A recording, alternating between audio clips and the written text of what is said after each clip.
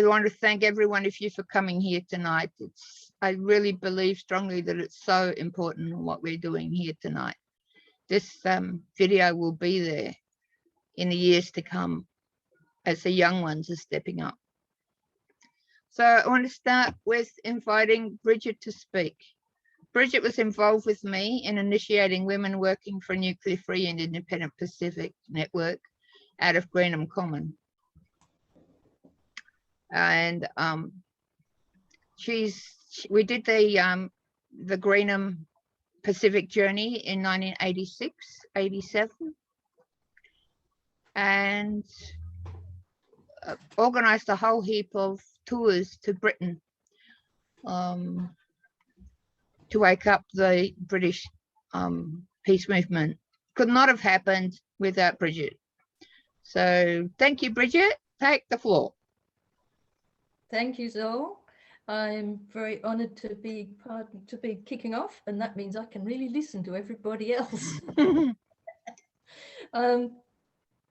I'm speaking from Wurundjeri country, and I'd like to acknowledge traditional custodians and their elders, past and present, and any Indigenous people who may tune into this webinar from around the Pacific. Always was, always will be Aboriginal land right where I am now. Sovereignty was never ceded, as it wasn't all around the Pacific. So I was at Greenham Common for several years, from 83, and just like you said some girls were taken by their mothers, I was in my 30s and I followed my mother, who was in her 70s at Greenham. Still knew her well, and maybe some of you, the rest of you did. She was there 2 days a month, sorry, for quite a while, and she faced court several times for base invasions and sitting in front of trucks and not paying the fine. So she was an inspiration in so many ways. I learned so much about life at Greenham, and solidarity and sisterhood. Everybody I met there was an inspiration in a different way. And as Zol said, one of the big things I became involved with through listening to Zol's stories was establishing the movement Women for a Nuclear-Free and Independent Pacific. And we told stories, we, with many other women, raised money to invite Indigenous Pacific women to get to Britain and do tours around the country, speaking to peace groups and so on, mainly to women, of course. And they visited Greenham, and that was all amazing. And then eventually we, Zol and I did a return trip around the Pacific so she could go and see her mother as well in Australia. And I ended up in Australia after that. It's a long story. I've been here ever since.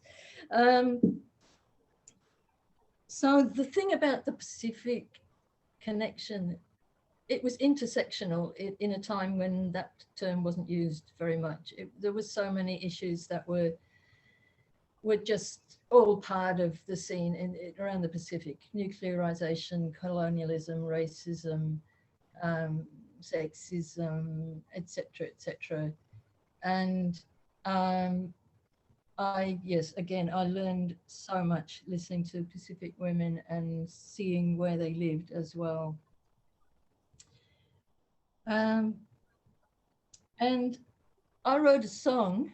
One of the first places Zol and I went to was Hawaii, and there's an island called I better say it right. Kaho'olawe, which was being used as a military bombing range.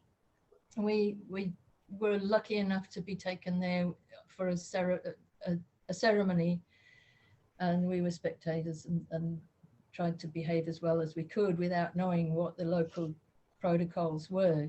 But after that, and when we came back to Britain to talk about that trip, I wrote this little song.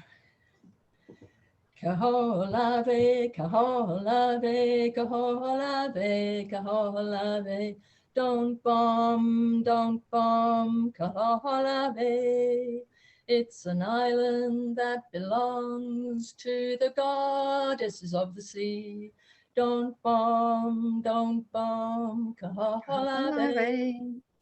Would you bomb Notre Dame? Would you bomb St. Paul's? Don't bomb, Bum, kaholave. Kaholave, kaholave, kaholave. Don't bomb, kaholave. And I can sing that because I went to Greenham, basically. I learned to sing there and sing around the fire and learned so many songs, which are all in little songbooks, which I've just put aside. And so singing was so important in keeping us together, learning things as well. We sang Judy Small, Farron, Silver can tell us, there were so many fantastic feminist and lesbian singers sending their stories to Greenham, sending their songs. And so the camp was a hive of energy, as you know. Activists were sparking off in all sorts of different directions. And we also got rid of cruise missiles. I now want to read a poem. I think I've got time. It was when the council bailiffs were stepping up their evictions of the camps, and where there had been a very established camp, we had to shift to very temporary shelters. And this caused a lot of anxiety and fear, because anytime the bailiffs could come at 6 in the morning and stuff everything into the garbage truck, and we just had to stand on the road because we weren't allowed to camp on the common, as you know. So I thought we should just be zen about it. Here's the poem. Feel your feathers, sloughed from the breast of a white dove, lighter than apple blossom, nest warm, curled together on this gentle earth in a ring of peace. Watch the hunter's steps scatter his prey, the invading boot kick at stones, leather-gloved hands grasp empty air, and trucks just sweep around a disused lot, all self-defeating. Let their anger spend itself. Float free around this space. Build no citadels to be captured and the battle lost. Stake no claims. Take to the air when the wind blows and the bailiffs come. Then in the calm, settle, snowflake soft, snow drifting deep, to stifle this common horror. That's the only serious poem I've ever read. And I'm going to finish by honouring one of the Grannies for Peace, of whom there were several. And well, my mother was one. She knew Leah and Barbara from Derby. And Leah, she wrote this thing which took me so much back to the woods around the common, around this horrible base and fence. And it was the trees were so important, I think. Well, they were totally important in our environment and our well-being there. So she wrote this as a picture of the tree. In winter, I walked here, imagining the summer when I would sleep beneath these branches under the stars. In spring, the little beech leaves were bright green and damp and tender. In summer, I did not sleep here. Instead, I crouched by these tree trunks, mixing sand with cement. Now it's autumn. I walk on this carpet of leaves gathering wood. The beech trees watch, seeming to say, we are sisters, waiting and dreaming. Thank you, Leah.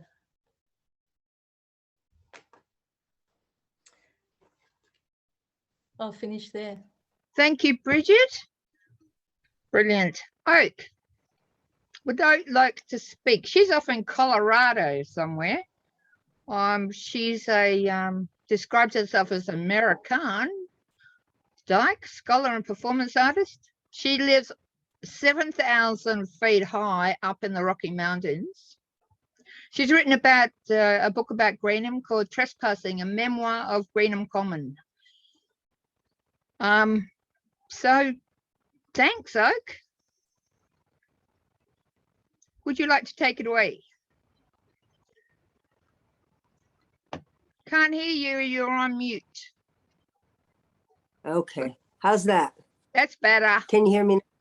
All right. Hi, everybody. This is so great. It's 2 o'clock in the morning, so I just woke up from a little nap. Hi, thanks for doing this. It's so great. Yeah, I lived at Greenham from 1985 to 1988. I didn't live anywhere else. I didn't have any other address. All my mail went there, and that's where I stayed. I lived at Yellowgate and Bluegate and Greengate at different times in those years. Zoll asked for memories. So I remember the first night I spent at Yellowgate. I had just gotten to camp, and I hitchhiked. I had hitchhiked to Bluegate, and I got so scared by the women at Bluegate that I ran away and I went to Yellowgate, where it felt a little safer. And in the morning when I woke up, I went over to Gladys, which was this big Ford van that we had. And Carol was a woman who was friends with the van and kind of in charge of everything vehicular. And she said, "You're American, can you drive?" And of course, we can all drive. That's one of our great superpowers. Sure. So she said, "Drive the brown van, and it won't start. So people are going to push, and you just have to pop the clutch and get on the motorway and just turn around and come back when it's over."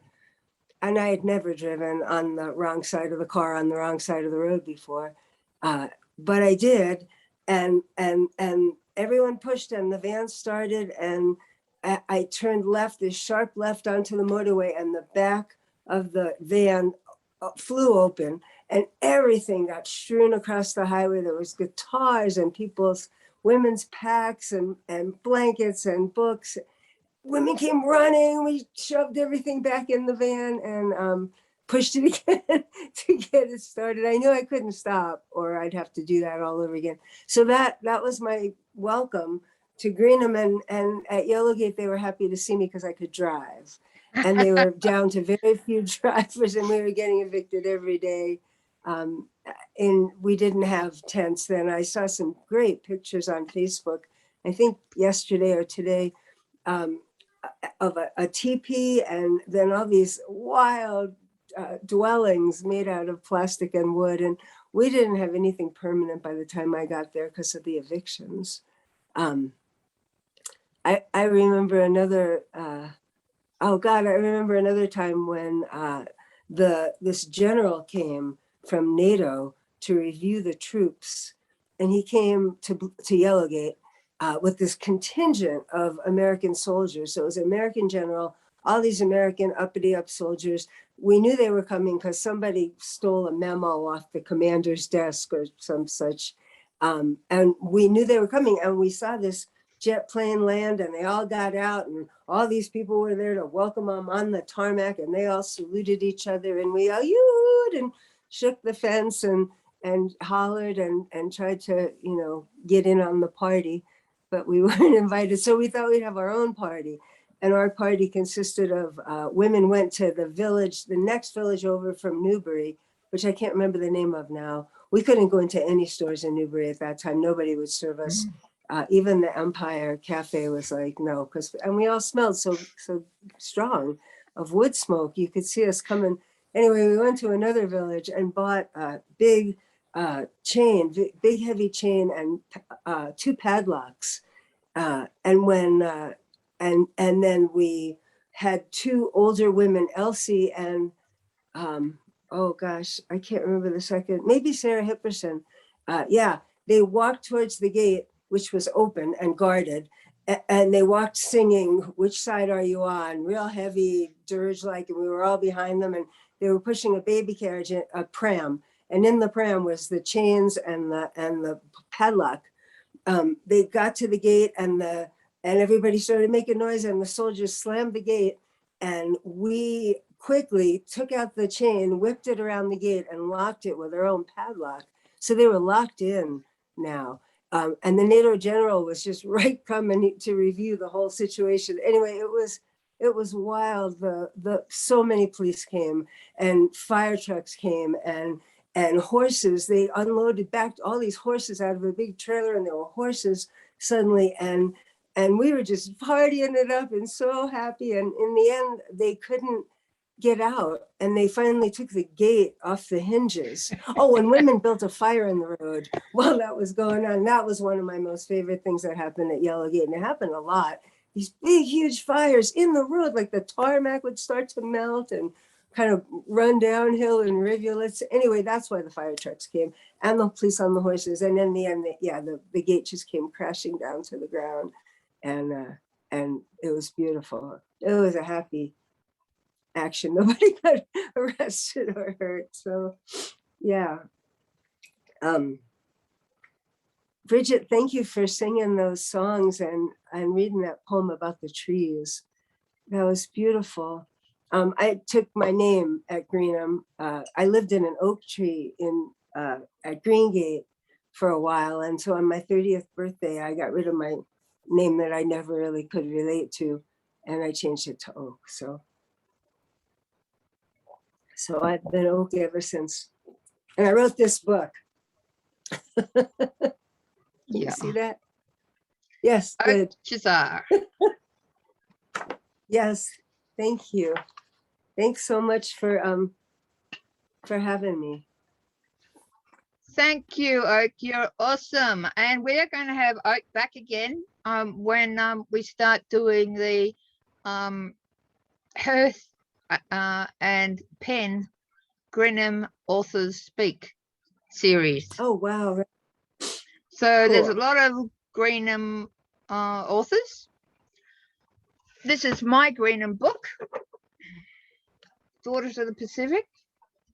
It's the journey of that Bridget and I went on in 1986-87. I wrote it while I was recovering from cancer in 1991. It got published in 94.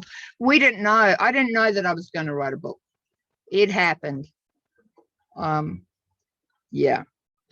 So we're going to have a whole series of women authors, Greenham authors, I mean. So awesome. These webinars are not going to stop. And yes, so I'm taking up time here. Now we have the one, the only, the magnificent Edwina Hughes from Aotearoa, New Zealand. Yay! You're on mute, girl.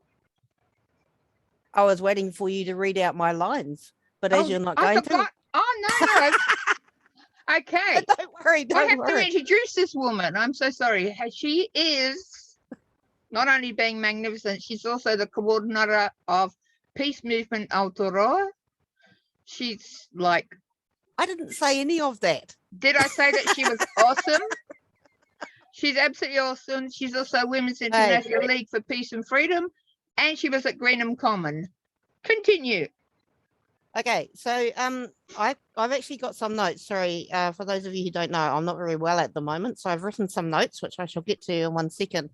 What I said to Zol was that she could introduce me by saying that despite all the activities that I was engaged with at Greenham and elsewhere, I was never seriously injured there. But I was in the New Zealand Parliament when I asked Helen Clark, why don't you honour the treaty, when her government was confiscating the foreshore and seabed from Māori in 2004. And that's in large part why I'm crippled now. So there you go. So don't bother reading what anyone sends you, except I wasn't sure that anyone would understand that. But now I see who's on here. I know that you actually will. So there you go. Anyway, so thanks, Sol. and also to the women that are organising the whole of the Weaving the Webinar series. It's really good value, even if the time's but not very convenient. So I got involved with Greenham in the late 1980s, or towards then. I think it was around 1987. I can't actually remember. This is really funny. I was because Oak was just talking about vans and driving. So I saw a poster in a shop window in Brighton saying that the Brighton Peace Centre was looking for a woman to drive their van to a gathering at Orangegate. And so that was the start of it all. So there was a group of Brighton women, that was how we were generally known, who got together. We were mainly at Bluegate, usually several times a month, often much more. We went there to Greenham, to Bluegate in particular, whenever the cruise convoy went out to practice blowing up the world to try and stop it. For the Aldermaston Women's Peace Camps that we were also involved with, which was very handily located just up the road a bit from Greenham. When there was a nuclear weapons convoy leaving or arriving at Burfield, sometimes just to hang out or campsite, and for a whole load of other things. And we were particularly known for our series of vans, the Brighton Peace Centre van and others that we borrowed to go to camp, and then later Aggie, the Women's Peace van that we got funding for. We had a well-established route whenever we went off on a peace adventure anywhere. We went from Brighton always to Worthing to pick up Hazel, who many of you will remember. Hazel the poet. And then to Greenham to pick up women or drop women off, then wherever we were going, and then back to Greenham, back to Worthing, and then back home to Brighton. Wherever we went, the van was usually full of women and dogs, usually with an inflatable boat on the roof or in a trailer, if our travels included a bit of sea action along the way, which they often did. While we did a lot of travelling, blockading military and nuclear weapons convoys, trespassing and decorating military bases, among other things, Greenham was always the hub. In 1990, we set up the first Women on the Road for Peace tour, which travelled for 6 weeks from Greenham up the east coast of England into Scotland, to Coolport, Faslane, Machrihanish, to the big NATO base there, down the west coast via Sellafield, through Wales to the south of England, and then back to Greenham. We camped at military bases, spy bases and nuclear installations all along the way, trespassing and decorating as we went, as was our way, and meeting and talking with the local peace campaigners. We went to mainland Europe a few times for various non-violent direct actions, including a 10-day peace march in Belgium that started at Florinard. I don't know if any of you went there. It was the peace house that was set up to protest the cruise missiles that were deployed near there. When we arrived in Mons at the Supreme Allied Command headquarters, there was a lot of international media waiting outside the gate just for the peace march to arrive.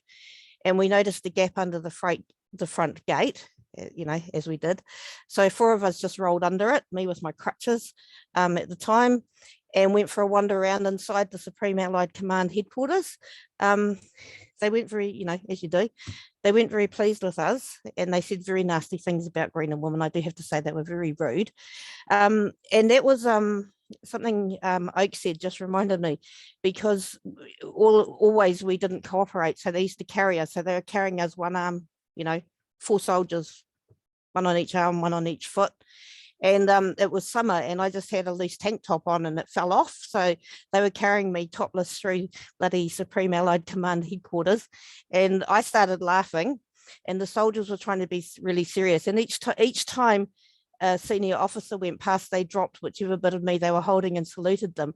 And in the end, they got the giggles, and they couldn't carry me anymore. It was just absolutely hilarious. Anyway, carrying a naked or half naked woman through. And I think that was the trip, certainly one of the trips, and I think it was that one. We were escorted by police vehicles to the Belgian border, told we were deported and that we were never to return to Belgium. Then in 1990, we were involved in sea action against the supply ships sailing to the Gulf. We managed to stop a few sailing, various blockades of military bases as Britain and the US prepared to invade Iraq. We interrupted the debate in the House of Commons in January 1991.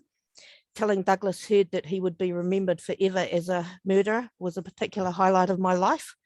And there were just so many things around that, obviously, and other wars that Greenham women were involved with, and also the victory in the Gulf public celebration, which was absolutely vile, that was held at Fairford after the end of that particular war.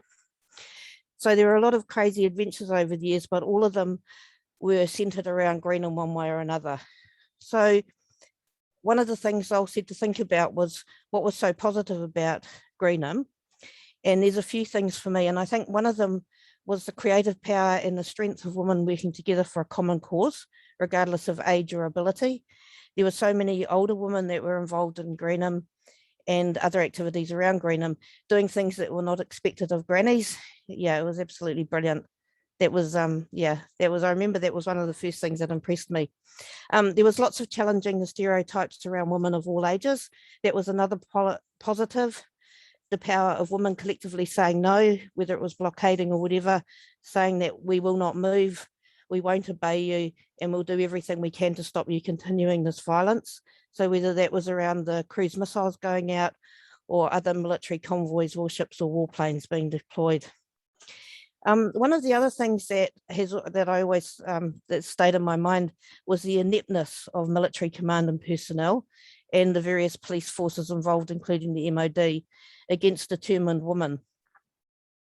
And there's another thing around the courage that came from the collective action of saying no, doing things together, even when it was really scary. I mean, you know, there were a number of times that we thought we were going to be killed. But you just did it because it was so important to try and stop whatever it was that was happening. So one time we went over to Lakenheath to do a trespass to support Angie, who all of you I'm sure know. She was on a fast for peace there and she wanted to test a particular point of law.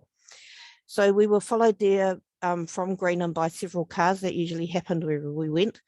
And when we got there, soldiers came out to tell us that they'd been issued live ammunition and if we went inside the base that we would be shot. So nevertheless, when it got dark, we climbed over a fence and wandered up the runway. We were singing and holding our hands in the air in the hope that that would save us from being killed.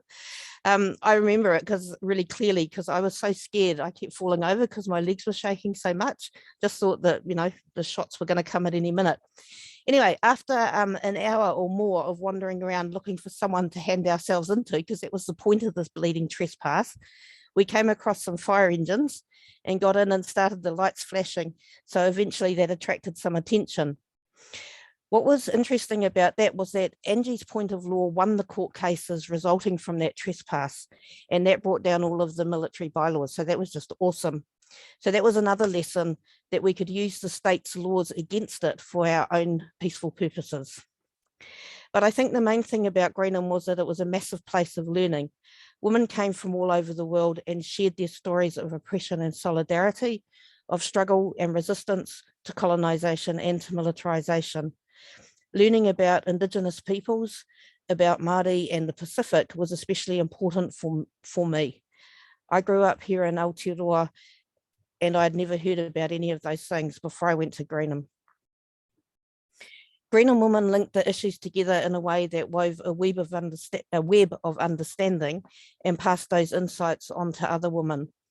One way or another, women carried what we had learned at Greenham about the power of women, the power of collective resistance, the feminist analysis, and that understanding of interconnections in our hearts and minds wherever we ended up afterwards. I've been thinking a lot lately about the Greenham women who didn't make it to this 40th anniversary that we've already talked about a little bit as well. There were so many women whose lives and dedication to peace and justice is not forgotten by us, and it should never be forgotten.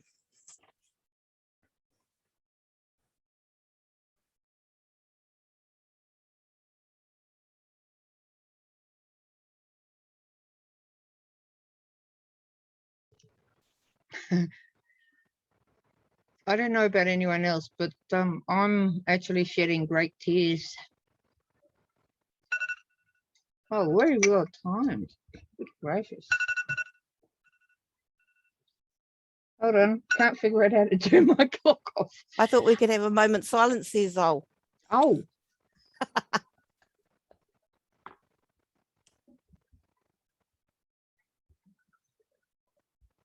A moment of silence. I want to say that one of the things that's happening on Greenham Common at this, like tomorrow, is that there are beautiful white ribbons that are going to be hung on one of the trees at Orange Gate for the people, the Greenham women who've passed. They haven't gone very far, they're still around, but they're just not physically with us. So yes, to all of them. And there's also a labyrinth which has been created at Bluegate, and women will be it's a women only space, and women will be doing what you do with a labyrinth. So yeah, thank you, Edwina. You I didn't know that you'd done so much.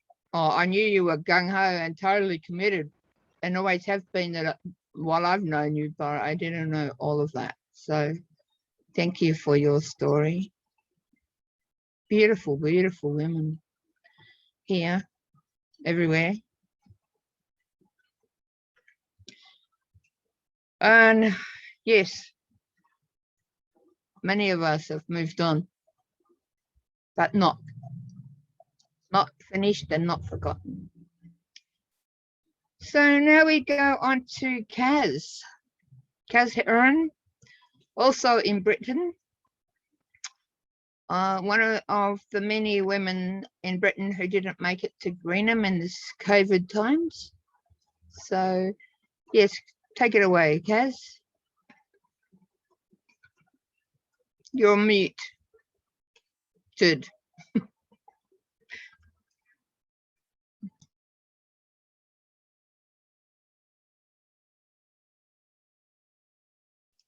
Timothy, can we unmute Kaz, please?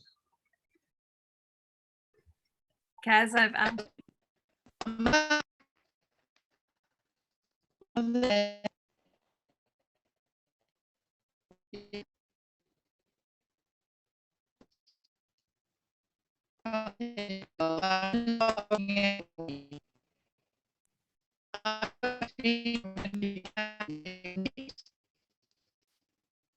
It sounds like the connection's gone. sorry, Kaz, we're having some trouble. You're breaking up a bit. Can you try again?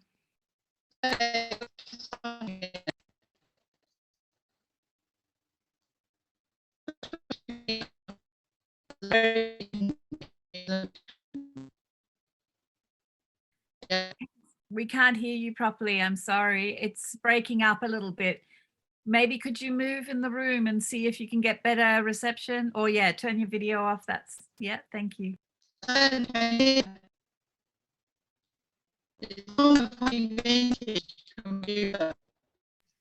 Maybe we can go on with Silver and come back to you, Kaz.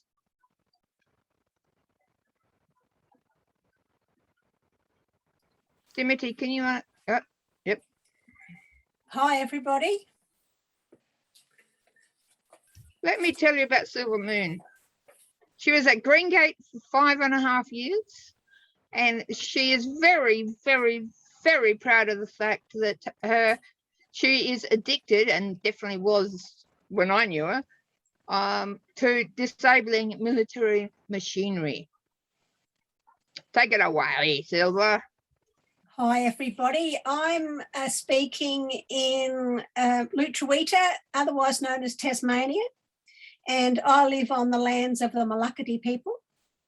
Always was, always will be Aboriginal land here. I was born in South Australia, where the British government tested nuclear weapons over quite a few years, and also where the Americans did other nuclear testing later on. And also in South Australia is the largest uranium mine. So that's kind of how I started off in this path. I came to Greenham. I thought I was on holiday. I thought I just came for a night, but 5.5 years later, I went home, and a lot happened in that time. one of the things I wanted to do was talk about a couple of people in particular who have died. And the first woman, Hilda, I remember her coming to Greengate at a time when we were very frustrated. We were really used to using bolt cutters as our tool of choice and chopping up fencing and other things. And the government was putting a big effort into trying to stop us. And so they were searching vehicles that were coming towards Greenham for bolt cutters. And they also limited the import of bolt cutters into the country, which of course annoyed all the people who need bolt cutters for their work.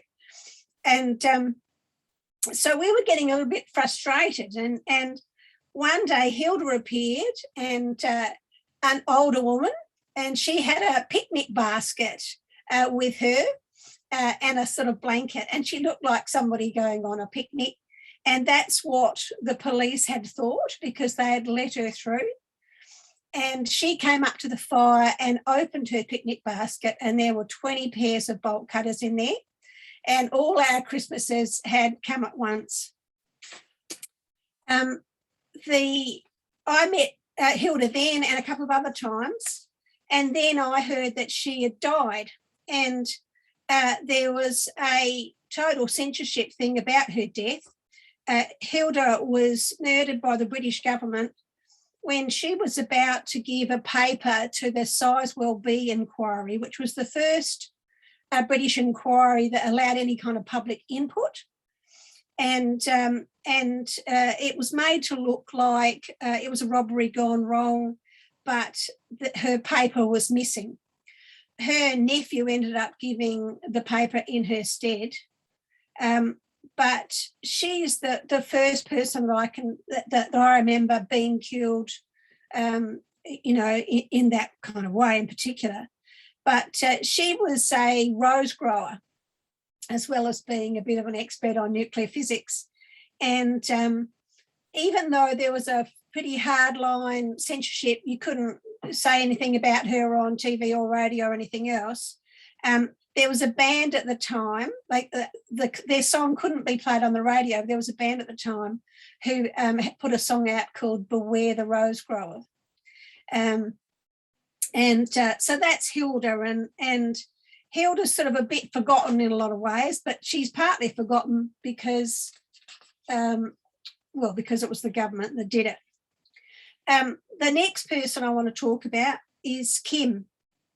Kim Besley was a member of she was a World War II veteran and a member of the ex-services campaign for nuclear disarmament.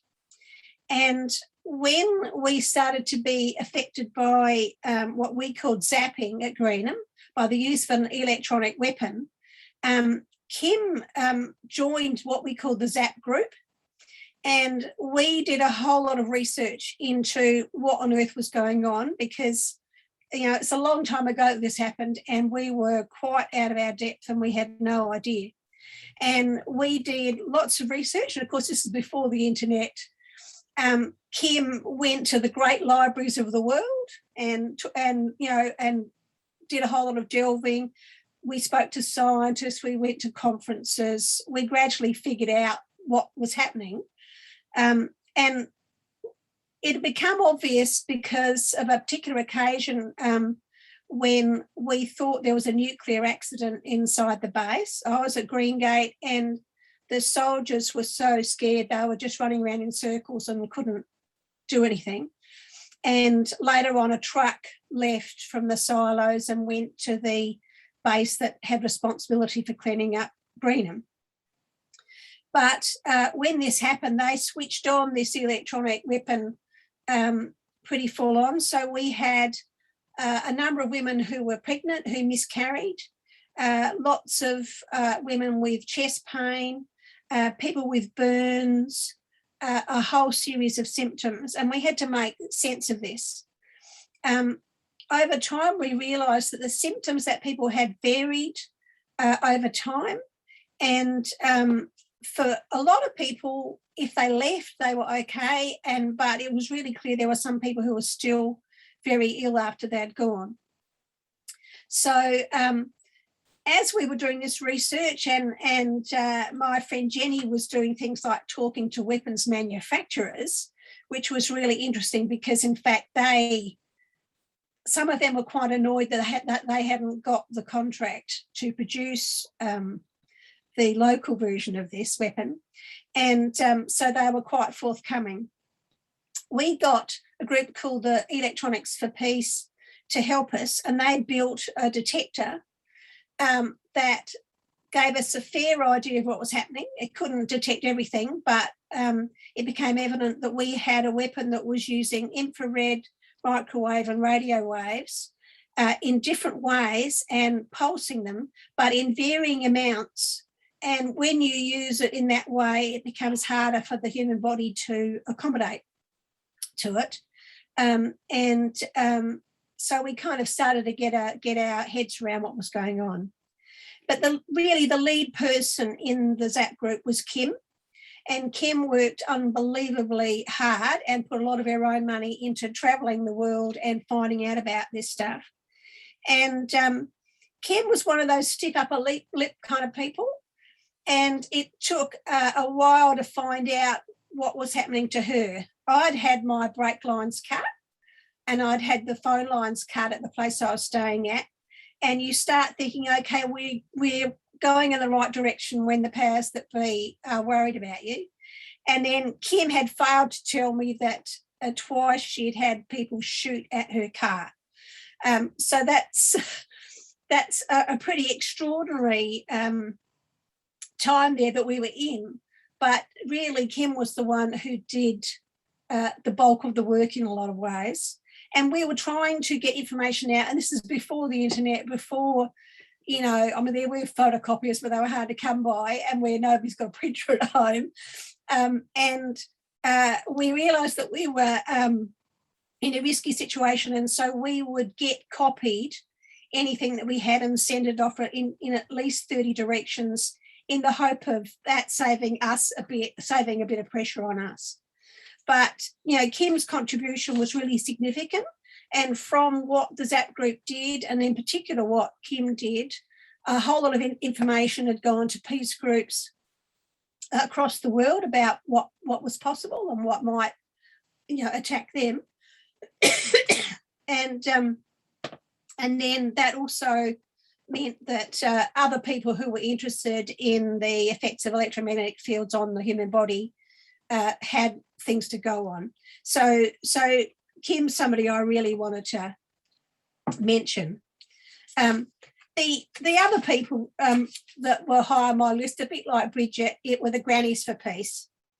And having lost Leah and Barb's in particular, and Jenny also, I really love the Grannies because I felt like I learned a lot from them about smart actions that actually made a difference.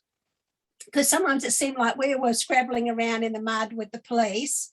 And I remember being in one situation where I looked up and Bridget's mum, Margaret, was just standing in front of this truck.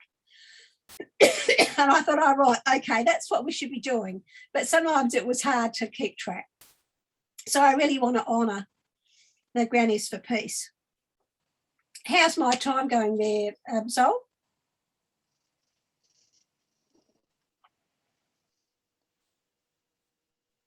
Because I can't hear you at the moment.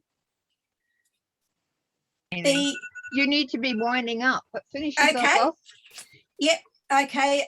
So the last thing I just want to say briefly is we need to be, analysing why it worked. It worked. Yeah. We turned a military base into a public park and Yep. speaking all the time about it worked because it was women only. It worked because we had no leaders. It worked because we had a whole lot of music. Those are actually key things about it, that where you can end up with a good result. Lots of fun. And lots of fun, absolutely. Yeah, it's about fun. And Thank doing you. what it is that you want to do. I just want to say about Kim, if I may. I saw the bullet hole in Kim's windscreen. So I know that she was actually being shot at, and also she was being forced off the road in the middle of the night. Very brave woman. She died of cancer, which could or might not be to do with the ZAP. And I also had cancer, so I know that I wasn't alone in that. There were others as well. Yep. So thank you, Silver. That story is so important. I'm sorry, I've just got to go for a little while, but I'll be back. All right. Okay. Thank you, Gwen. I've got to go to bed. I love you all. Good night. See ya. Mwah. Thank you Thank for you. staying. Bye. Thank you for speaking. Love you. Margaret Reynolds, Senator Extraordinaire. She's participated in Women for Survival camp outside the old Parliament House in Canberra in Australia in 1983. Soon after she had just been elected as Labor Senator for Queensland in Bob Hawke's government. I had the distinct honour of meeting with Margaret at Greenham. And I'm not going to say any more about it because she is. Take it away. Hi there, everyone, and thank you so much for finding me, Zoe, so we could I could participate tonight. It really is an honour to be with you all, and so many of you have done so much more than I ever did. But I was lucky enough to be able to bring a message or messages from the women of Pine Gap, Women for Survival, to Greenham. But first of all, I'd like to acknowledge that I live on Tongarongata country in Tasmania, and Tongarongata was a great warrior who actually got the colonial invaders very nervous about just how they were going to overcome the local inhabitants of Van Diemen's Land. So I'd like to acknowledge the warriors of that period, who of course did lose their land, but they stood up and fought valiantly against the invaders. My story started, yes, in 1983, when the women from Pine Gap, Women for Survival, came to Canberra to lobby Bob Hawke's government because we'd been working in the peace movement for some time against the way in which the Australians continually kowtowed to the US. And we didn't know as Australian citizens what was going on at Pine Gap. And the Women for Survival mobilised there and had their peace camp. But then they decided to bring it to Canberra outside Old Parliament House when a new government, Bob Hawke's government, was formed. I'm sorry to say that I don't think the government of the day was listening, and certainly, but some of we women were listening. So my apologies for the fact that the government I was part of was not responding to those women at the time, but some of the women members, people like Senator Pat Giles, Senator Rose Crowley and others, we did try to support and get their message into the powers that be at the time. One of the things I particularly remember was that, of course, there were no facilities outside Parliament House for the women camping there. And so we used to get to Parliament House early and smuggle them in to Parliament House so they could have hot showers and hot breakfast. And but of course, there weren't many facilities for women anyway in Old Parliament House, because, you know, it was quite recent at that time that any number of women had been elected. And so one day we'd carefully organised for a group of women to have their showers, but we let them go into the men's showers because they were bigger and better and much better facilities. And of course, unfortunately, a couple of the guys arrived early and they were horrified, not just that there were women in their showers, but they were peace women protesters from over the road. Anyway, there was quite a furor about that, and the Liberals at the time attacked our motives in helping the women of Pine Gap. Anyway, after that, I was asked if I would, someone must have known that I was traveling to England, actually on holiday with my family at Christmas time. And so I was asked to bring a message to Greenham Common. And I won't read it all, but I still have a copy of it. Dear sisters, we are thinking of you as we sit around our campfire watching the Betty Boyle, that is Billy. What a contrast between our hot desert home and yours in wintry Berkshire. In the past week, we have had a taste of what you have been experiencing for the last 2 years in your struggle. We have been strengthened by the web which we have woven between us. Your strength and endurance have given us all inspiration, and it continues and was from the desert to the common, from the women at Pine Gap. And I took that letter with a big cake. It must have been a fruit cake, I think, although Zol remembers it as a chocolate cake. But I brought it from Australia to initially to London, and for several weeks I couldn't get to Greenham Common because it was a particularly harsh winter and I had to hire a car to get there. And every time I went to get the car, they'd say, "Oh no, we're not hiring in these conditions. It's too dangerous. You have to wait till next week." So I finally got to Greenham Common, and with my cake, with the cake that was for the women of Greenham, and unbeknownst to me, who'd taken it in my hand luggage through airports, but in those days we didn't have the kind of security we have these days. But unbeknownst to me, inside this cake were lots and lots of messages wrapped in alfoil. And of course, today, had I been traveling with such a gift, I'm sure the alfoil would have triggered alarm and there'd have been all sorts of problems. Anyway, I was very pleased to get to Greenham finally with our two daughters, Anna and Rebecca, and we hired a car, and I remember it was a big red Volvo and everything was sort of in reverse. And as we approached one of the main gate, they actually, they weren't expecting someone in a red Volvo to be looking for a peace camp. So they lifted the barrier for us to drive through.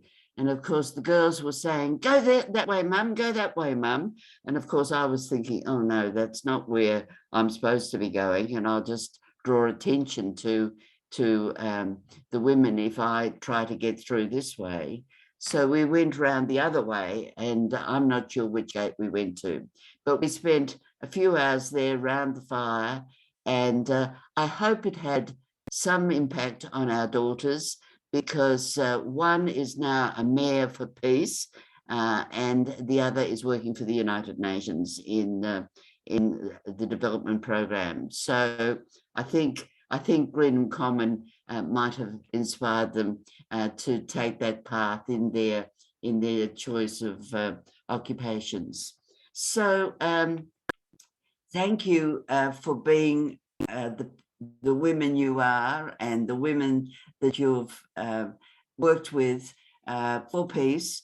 I'm now working a little more proactively with Women's International League for Peace and Freedom. I've been a member since those 1980s days, but I haven't been as proactive as I am at the moment. So that's it's good to know that if you wait around long enough, you can continue your commitment to peace. My message for young women is mixed, because on one hand, I think they're absolutely wonderful and inspiring, and they're so well informed and well researched and articulate and committed. But some of them are too committed to working through proper channels. And so my message to young women is you must be prepared to be activists. You must be prepared to protest. You must be prepared to challenge. I spoke to a group of women, young women, planning how they were going to work in the forthcoming federal election to try to get some commitment on climate change. And you can tell why I'm rolling my eyes. And they, you know, they were so well organized, they were so well researched, but it was all being done via the internet and by Zooms and webinar. And yes, but we're not in lockdown in Tasmania. And when I said, and what are you going to do? You know, where are you going to be during the election campaigns? Which parliamentarians are you going to, you know, knock on the door and talk to? They said, oh no, we'll just have everybody liking it on Facebook. And I must admit, there is that tendency to think that everything can happen virtually. Lots of wonderful things happen virtually. And I think the internet has brought us all together in so many ways. And this is a classic example. But at the local level, you've still got to confront the establishment. You've still got to be prepared to speak up to the people who are making decisions against the best interests of humanity. And so my message to young women is, yes, you're wonderful, but please remember the protest actions of women of Greenham Common and actually be out there confronting the people who are making the wrong decisions. So thanks very much, everyone. Thank you, Margaret. I would just like to say what Margaret didn't say, is that Margaret has just become the President Australia for Women's International League for Peace and Freedom. And those of us who are in Australia are very grateful. Yay! Good on you. And my closest dear friend, Chris Henderson, has just been the president for the last 3 years. So I'm on the in crowd. Good on you. Yeah. Oh, there was something else I was going to say, but I can't remember what it is. So we will go to Deb Jordan. An historian, Deb has been researching women's suffrage and peace movements for many, many years. She was at the Pine Gap Women's Peace Camp in 1983 and Coburn Sound Women's Peace Camp in 1984. Take it away, sister girl. Good evening, everyone. Wonderful to be here. Thanks, Margaret, for that wonderful talk about this really important connection between, I've been thinking about Pine Gap and I was thinking about what a wonderful, wonderful time it was. But then when we think about where we intersected with the politicians and the establishment, we're hard up against the military, but we needed the politicians as well. So it was good to hear. I am on Quandamooka land, Moreton Bay out of Brisbane, and I support the Uluru Statement for the Heart. So I became interested in the process of social change, consensus decision-making and non-violent protest in the early 1980s. It's a way of revisiting, rethinking the fairly divisive politics of the Fraser era in the late 70s. So looking for a different praxis, a way of being empowered, not confronting or, this constant power battle. So I went along to the Gordon Below Franklin, and I remember hearing about a group called the Red Emmas. Rather curious about them, but at this stage I was hoping that men and women could work together within the structure of nonviolent protest and could work together. So at the Roxby Downs blockade, I participated in a women's only action, and what happened there is that we all knotted ourselves together with rope, and then we lay down on the bitumen on the road to block the trucks that were going to the uranium mine. And it was such a powerful experience. We are the weavers, we are the web, we are the weavers. And I knew I had to go to Pine Gap after that. Like other women, I followed the heart energy, and I did my nonviolent training in Adelaide. So Pine Gap's a very, it's a short term, wasn't 5 years, that's extraordinary. And joined an affinity group. We called ourselves the Pino Cleans. And I then joined the contingents of women going up to Alice Springs on the Garn, on the train. I couldn't get away for the entire time. So I was working at that time as a casual tutor. But living and protesting in the camp, in the desert, so it was actually based at the military installation, a fair way out of Alice. It was extraordinary, gentle energies, very empowering time, and on different levels we transformed our own expectations of ourselves and also the possibilities of what we could do. Still too often assumed in those days that women couldn't look after themselves in the bush, and it met the needs of women activists with their children, because there were children there as well. It was wonderful. And women came from across Australia, and connections were built and reformed. And as the days went by, the experience of living in the desert grew stronger and stronger, I'm sure, for all of us. So what do I remember? The huge meetings we had every morning, consensus decision-making meetings, and we all became Karen Silkwoods. So that they were at the beginning of the day. The morning, I remember when one affinity group asked us all to an afternoon tea party, and on the other side of the fence of the military installation.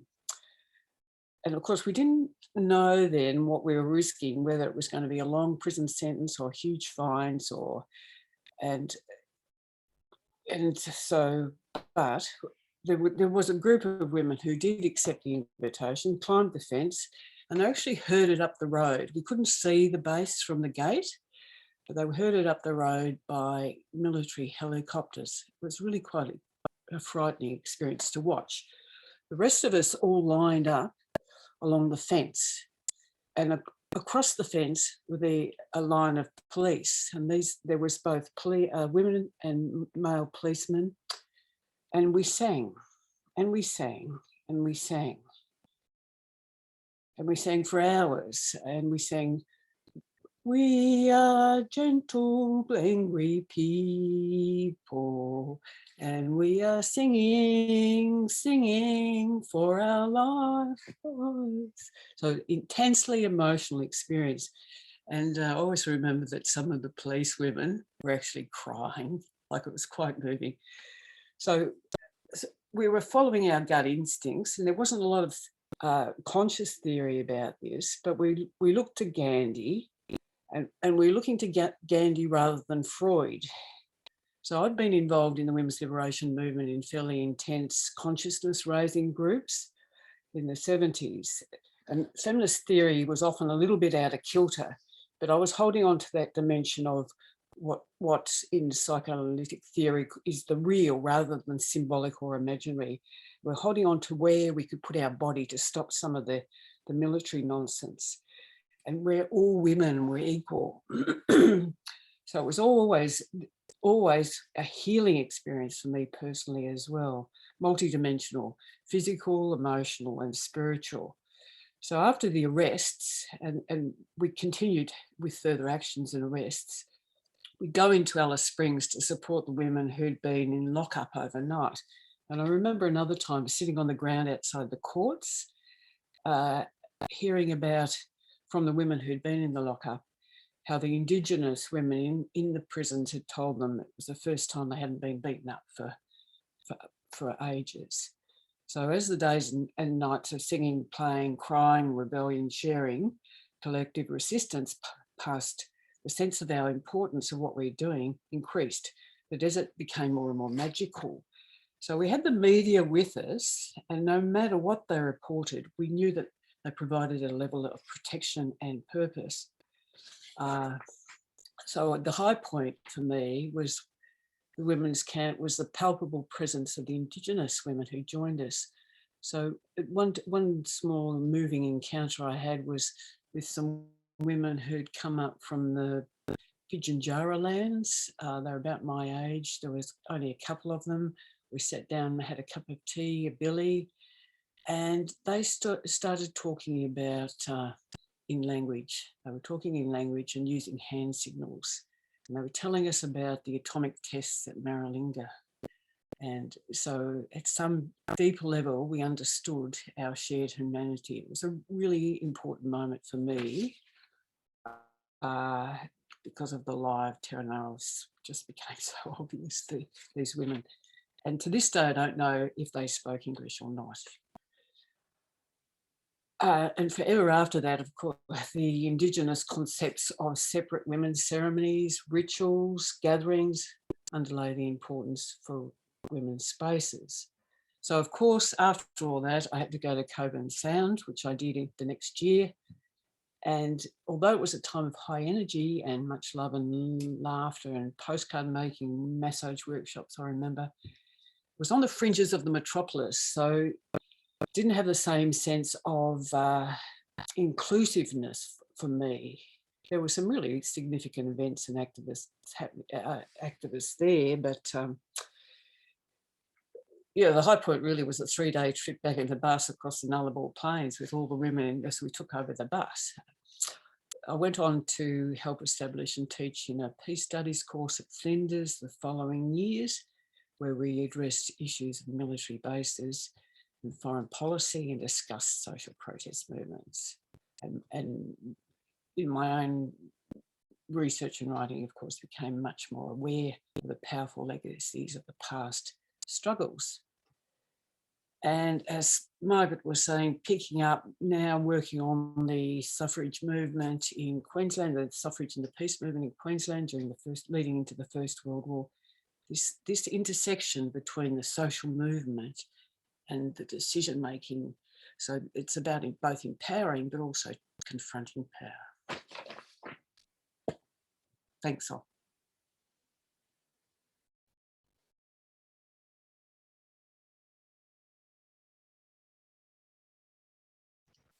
Thank you. Sorry, it takes me a while to find how to turn this thing off. I've just bought a Zoom Pro and I still don't know how to turn off the mute.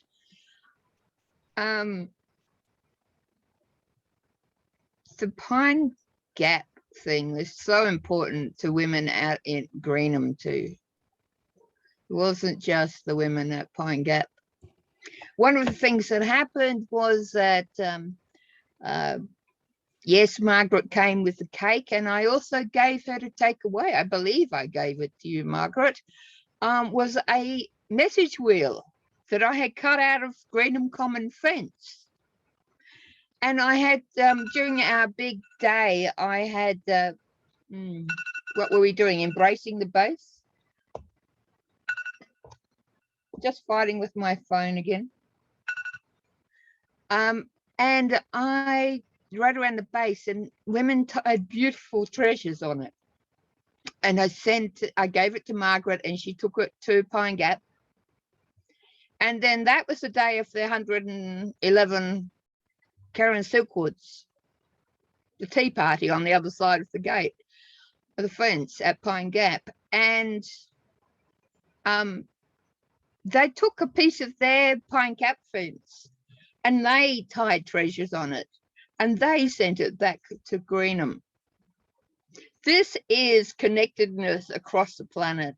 I have today the one which I sent to Greenham, that Margaret took to Greenham. I have it in my flat in Brisbane. Unfortunately, I'm currently in Sydney, so I can't show it to you. But I also know that the one that came from Pine Gap was with Linda Edwell in Newbury for a very long time. I'm not sure that she has it any longer, so I don't know where it went to. But she does inform me, Bridget, that she has the medal that you brought back from Greece, that the Greenham women received. Would you like to say something? No. So, yeah, we are connected around the planet, and we have the message wheels. It was the second message wheel I created, and I'll tell you about the first one after we've heard from Biff. Biff Ward describes herself as a lifelong peace activist since 1970, in the beginning of the liberation movement in Australia. So I am really keen to hear from you, Biff. Off you go. Thanks, Sol, and hi, everyone. It's just been wonderful. I'm really lucky to be last. I've heard all this wonderful stuff. I live on Ngunnawal and Ngambri land in our capital. It's land that was stolen, never ceded. And I won't today, but I like at this moment, if I'm running a group, to get people to go into a pair and talk about how they feel when we acknowledge country and what else they want to say. And it always makes me tearful. So Deb's stolen my thunder, that marvellous account. I felt like I was back there. I was sweating in this desert heat, Deb. That was amazing. I've just got a few dot points. I'll try and do them in the proper order. I think Pine Gap partly started because of the zeitgeist of Greenham. I mean, they were connected from the very beginning, and there were others around the world, as we know at that time, of similar women camping outside these monstrous masculinist bases. I'd gone up to live in Alice the year before, exactly a year before Pine Gap happened. And on the drive up in my battered old Holden with my then partner, we were separating, and I was going to live in Alice and she was going to live elsewhere. We did 3 things we're looking forward to in this next phase of our life. And one of mine was, I want to be really deeply involved in a protest camp at Pine Gap. And it just didn't ever occur to me that it would be a women's one. That's what unfolded. So I got one of my wishes. And I think I just want to add to what Deb said about the desert, because I think one of the reason Pine Gap couldn't keep going, although many women wanted it to, is the conditions were so extreme, like, you know, prickles as big as a, what do we call them now? 20-cent piece, you know, that would get in your sleeping bag. And it was very rugged, demanding kind of environment. And so we couldn't keep going, but the 2 weeks we had there was absolutely wonderful and life-changing for many.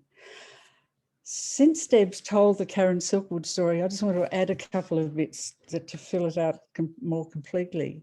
The reason the Karen Silkwoods happened is that the group which was actually a Canberra group, who went off on their own and said, what do we want to do and how can we do it? And they invited everyone to a tea party to honour Karen Silkwood's death, which I think it was the anniversary, it was her birthday, but it was to honour Karen Silkwood. And so one of the things I want to talk about, which we had in spades, and I know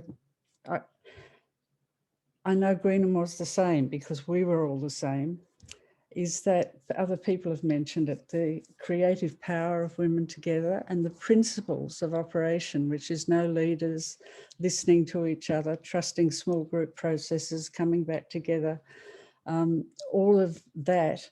And the fact that that happened kind of in the jail, you know, I just always thought was quite extraordinary and wonderful. And I want to add to Deb's story about a woman saying she wasn't beaten up that night. I was outside the jail all night with our local lawyers and doctors who were on our side.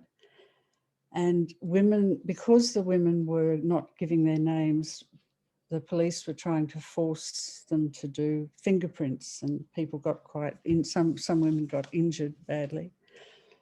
And so the lawyers were, who had a bit of access with the police, were wanting more information. So they asked us if we could find out. So I went with someone else. We went right around the back of the police station, the cop shop, where all the cells were, which I had never investigated before. And we got in through a little thing and between some trees, and we could get quite close to some of the cells and call out and get some information and then go back and tell the lawyers.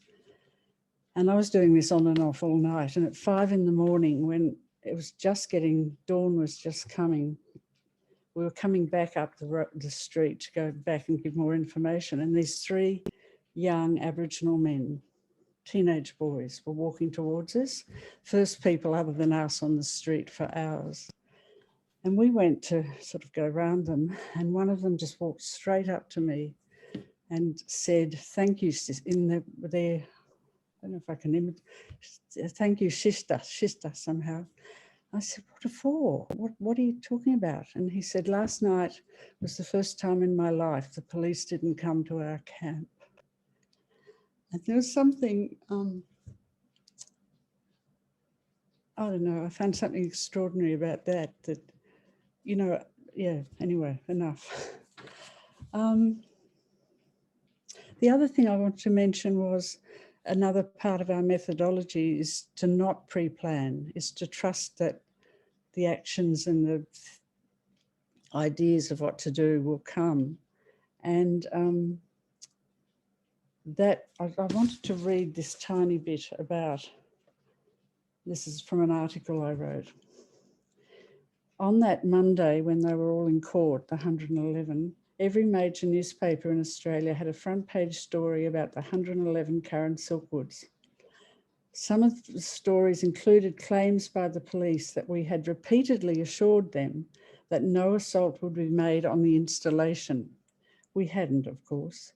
Rather, we had repeatedly assured them, A, we would not be violent, and B, we had no plans for action because all the women would decide what was to happen after we'd got together.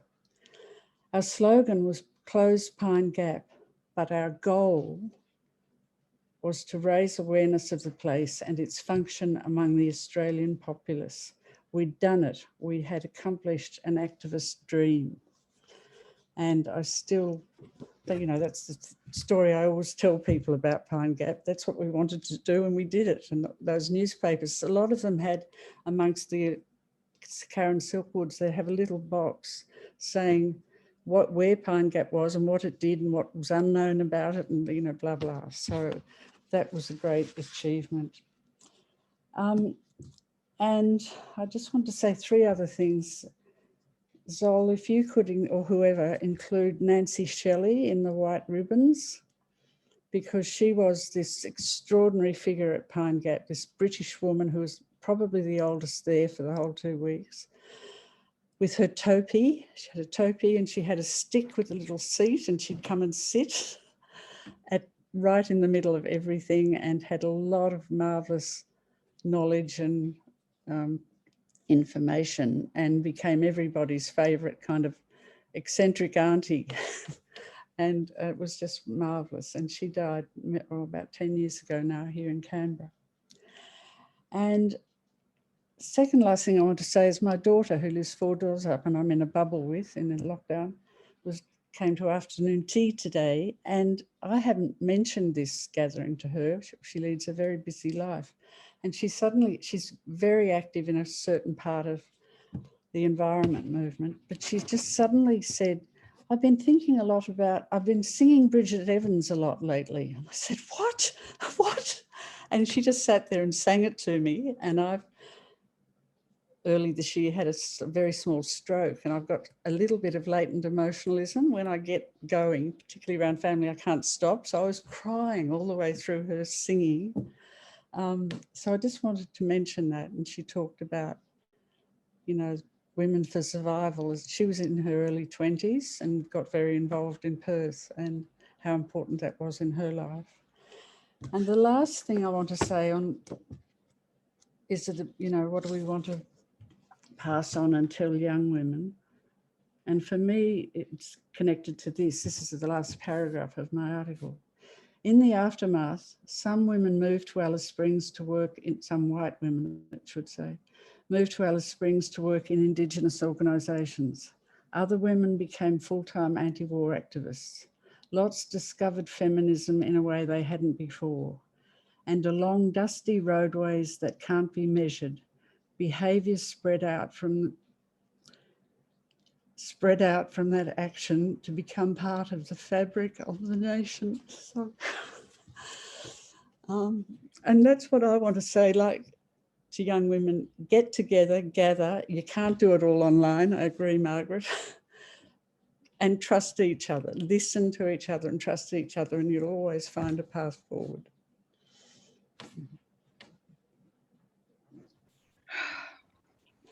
Thank you. Biff, we do not want to lose you out of our lives. You must stay connected. Bridget Evans, I mean Bridget Roberts. Are you actually Bridget Evans? The number of times Bridget got asked at Greenham whether she was Bridget Evans or not. I'm just wondering if Kaz is here still. Kaz? No, she went off. I'm sorry, Zol. She must have been trying to get connected, but she's off.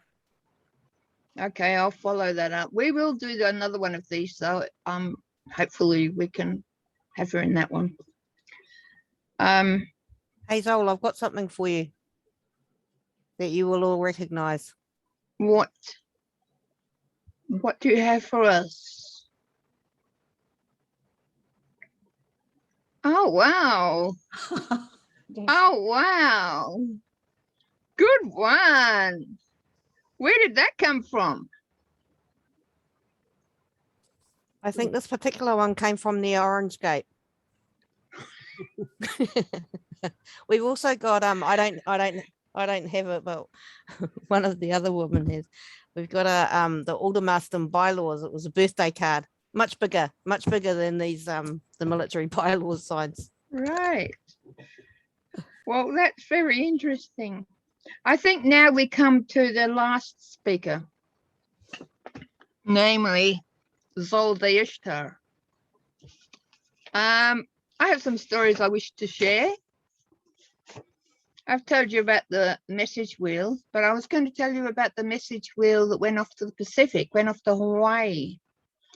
It was 1983, and we on Bikini Day, March the 1st, 1984, we had the commemoration of the detonation of Bikini Atoll, and we had a party.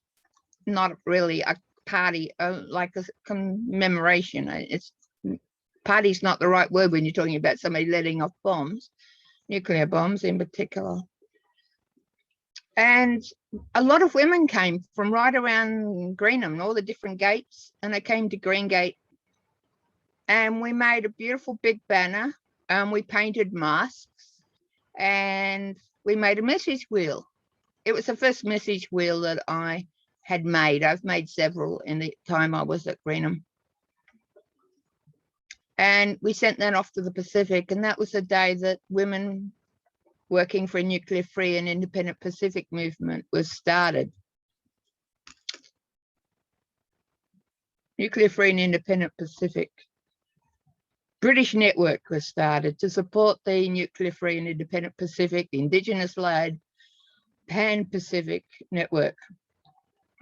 And it all sort of grew from there. So message wheels are very powerful. I'd like to say that I was at Pine Gap in 1982 and again in 1991. They were mixed camps, but we had women's sections. No men were welcome. In the 1992 one, 1992 one. So,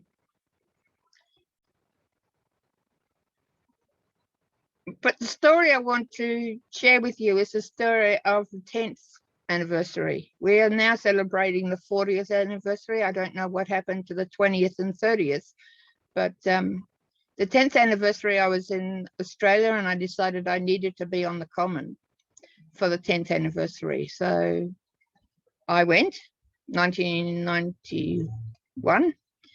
And I went off to Greenham, lived there for 6 months over 91, 92. And I decided that we were going to dance on the silo. So I sent out the message to everybody, bring firewood. We're having a fire on top of the silos. And so that's exactly what happened. We had, so that was the first anniversary that needs to be remembered. A lot of women were there. And I noted that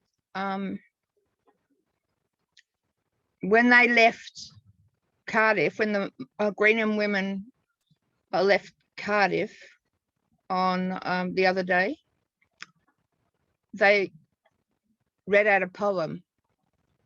And that poem was the poem that I wrote about that particular event. So it's a circle completed. And there are many circles because really it's a spiral.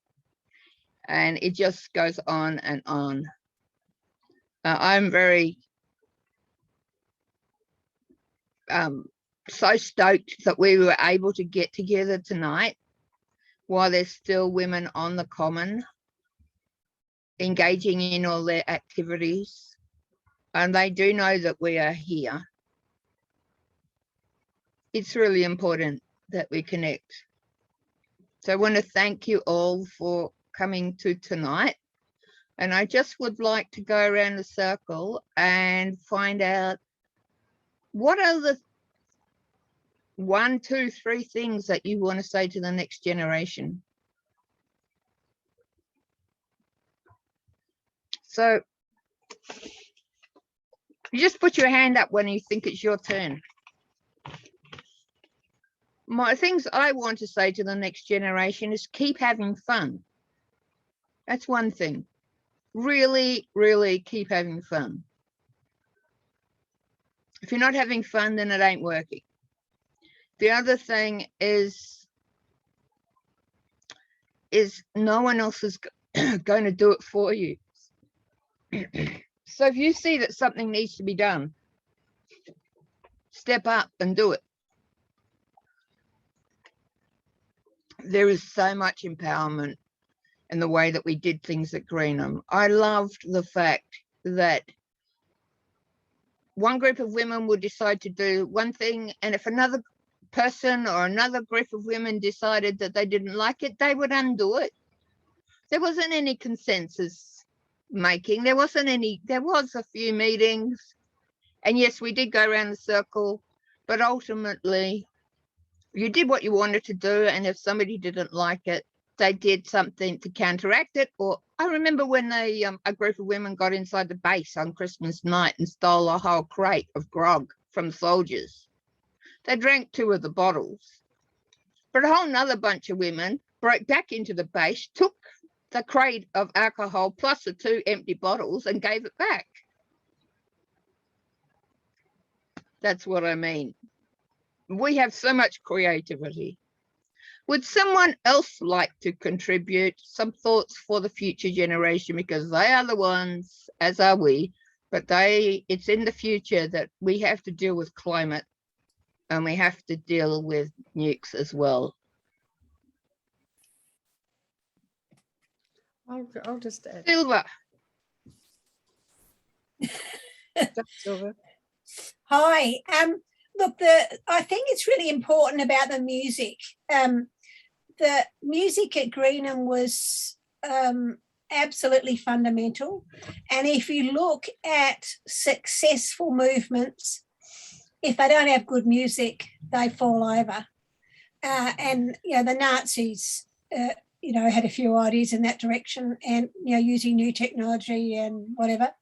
And I think that, you know, the fact that we sang all the time was really important. The fact that we had a lot of little short things that anybody could remember, 4 lines long. We had stacks of those, easy to remember, easy to do, whatever. Plus, we had a whole lot of like songs with stories. So when I was in prison, you know, I sang all the songs with the stories in them, and not so much the little short ones.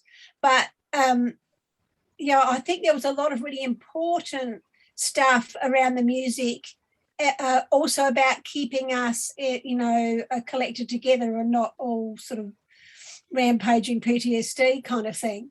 You know, like going to sleep, hearing everybody sing, you know, and, you know, and I have a lovely moment when I came back to camp after being away somewhere and hearing women singing and then realising it was one of my songs. You know, that was a really lovely moment. And also when I went as a, you know, rep of Greenham to the Kvindesfrejslaget, the women's peace camp in Denmark, that was at a NATO base that was all underground. The singing there was really important as well. Plus, there were a lot of things that we were sharing globally that we were singing. And, you know, my songbook that I've got here, I've got Danish things in it, German things in it, you know, all sorts of stuff. And I think that's really key. Yep, that's totally true. Who's next? Can I go? Oh. Biff. I agree about having fun, and I think that comes from feeling close and trusting. And that's my main thing for women, to find the way that we did, and it might be different in different generations, but to find that place of trust and belief in the collective. And the other thing for me that goes with that is my thing to young women is I trust them, rather than I've got magic to tell them. I trust you're going to do this and carry on. And what engagement I do have with young women, they're just amazing. They're so far ahead of where we were when we were their age, and their knowledge and their humour. And so get together, girls, off you go. Sort of like that for me. Right on. Margaret.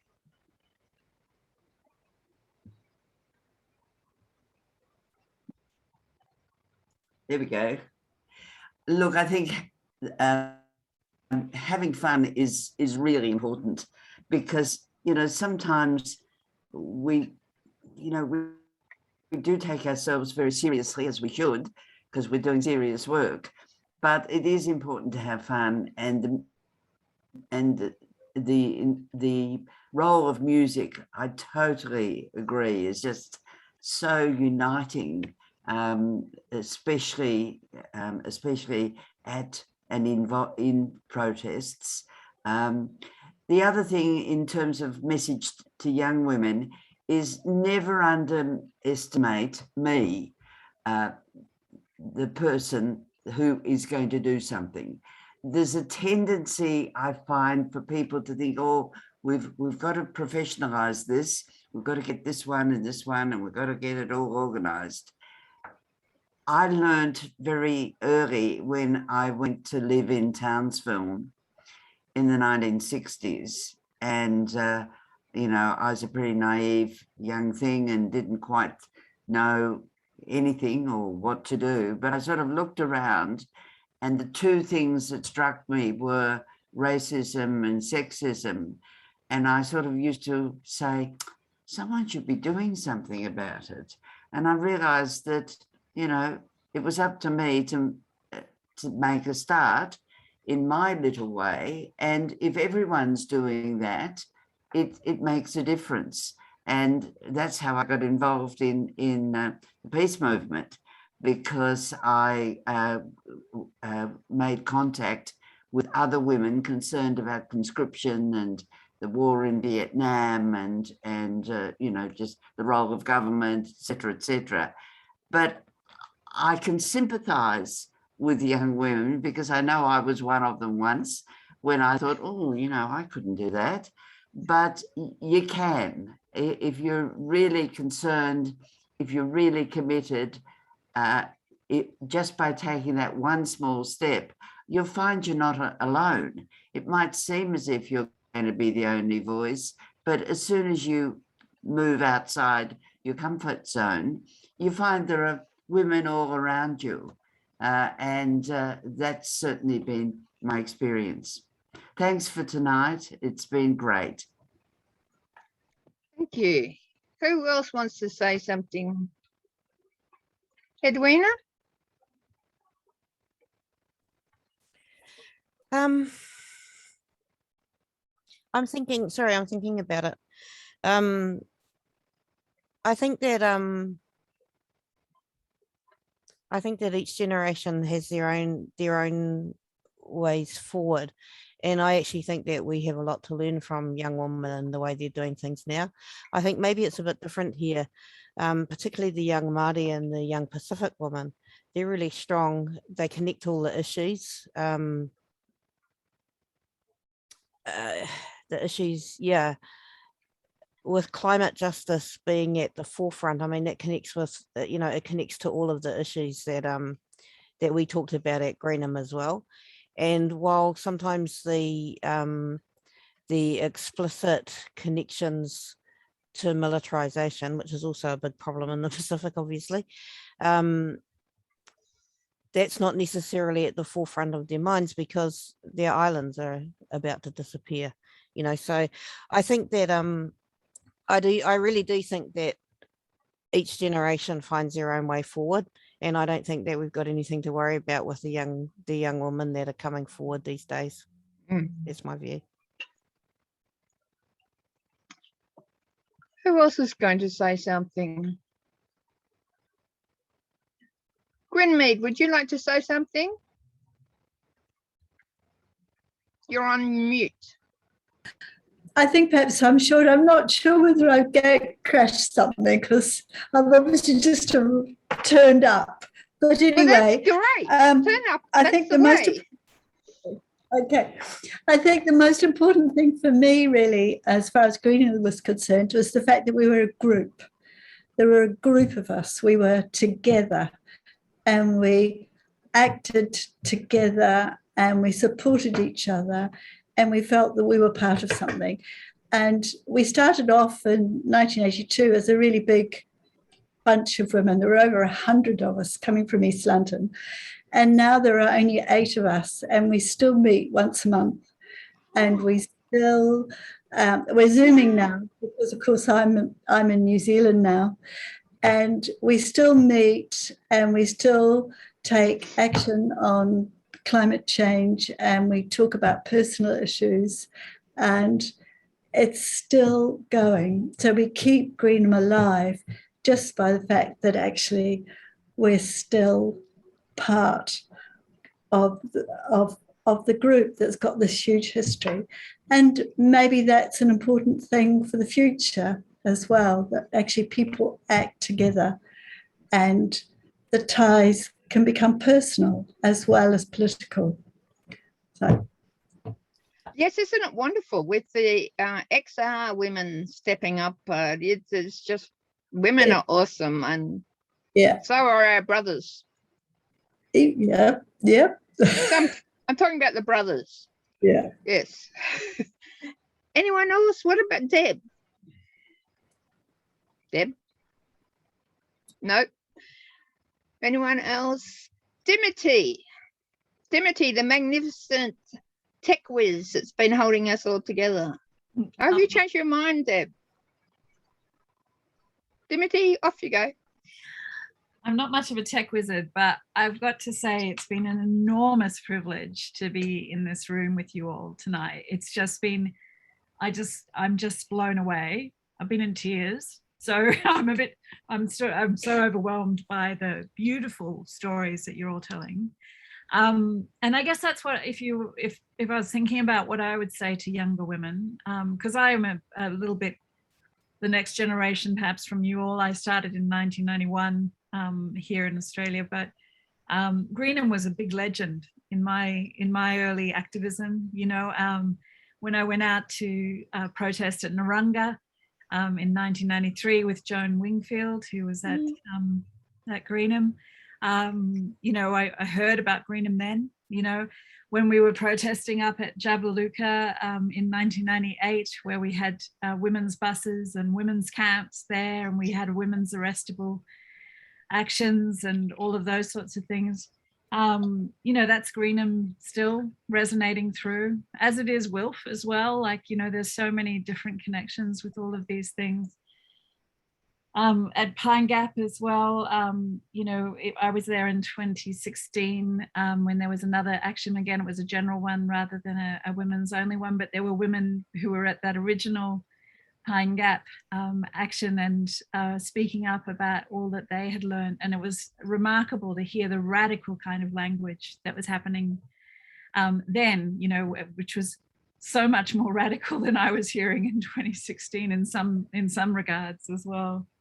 So I guess if I was thinking about next generations, I would say listen to your elders, you know, listen to those who came before you. These paths have been walked, and they are, you can just, life is so much more enriched when you get to hear these stories, when you get to hear the laughter and the beauty and the kindness and the creativity and the cheekiness of these gorgeous women over all of these decades of doing this amazing work. You know, life is so enriched by hearing those stories, and certainly mine is. And I really am so glad we're recording this and we can transcribe it and pass this on to younger generations, because this is a rare and beautiful thing to have this kind of conversation. So thank you for letting me be a part of it, or just listen in to you all. You're amazing. Thank you, sisters. Oh, wow. Wow, amazing. Deb?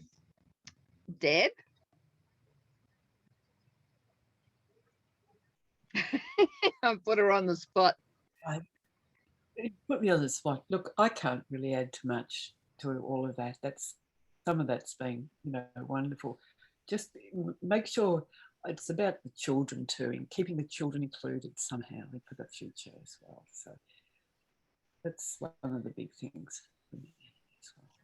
Thank you. Everything else has come to, yeah. And I've got to say, one of my lodestars, I suppose you call them, was Silver Moon when I was at Greengate. For somebody to make mischief, wow, that woman knows it all. Silver, you got anything to finish off with?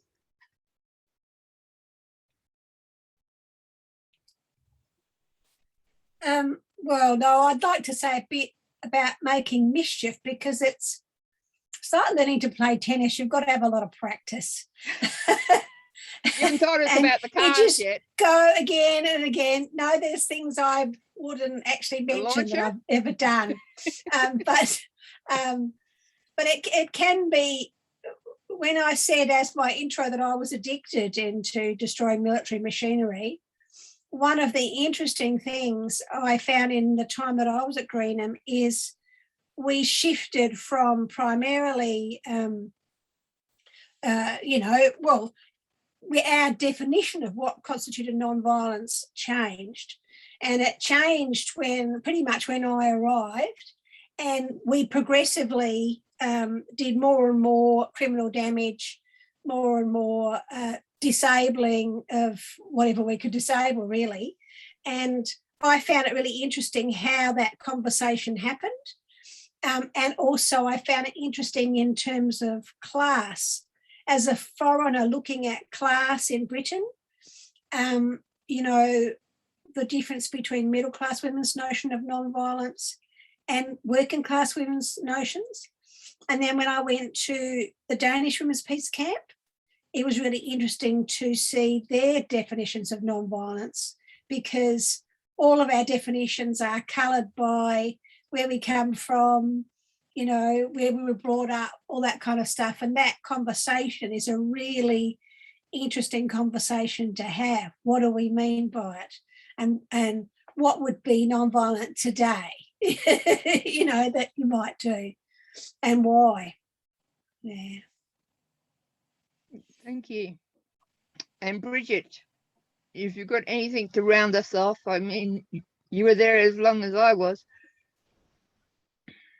I think I can't help myself. I take notes. and I've just got this list of what made Greenham work. What was the essence of Greenham? And so it's come from everyone. And so I'm really grateful for that. And the rounding off thing is, I just want to keep this conversation going. I want to stay in touch.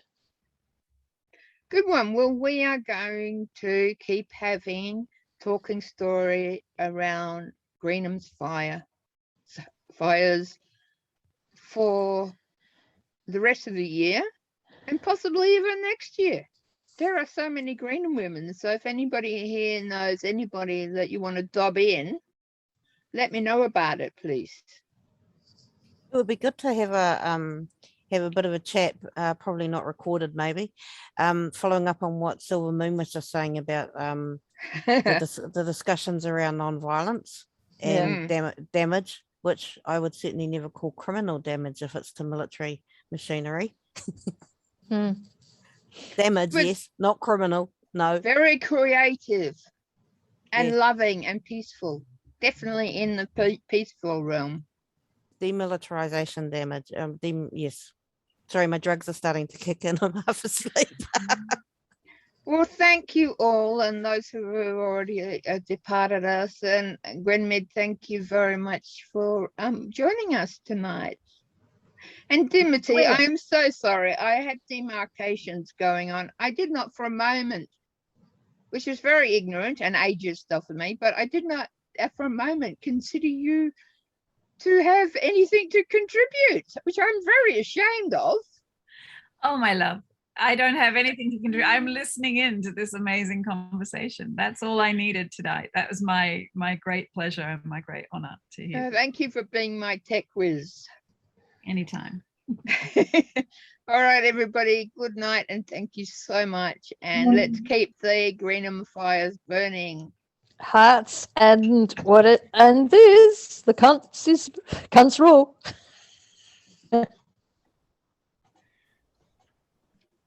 Die. All right. Good night. Good night.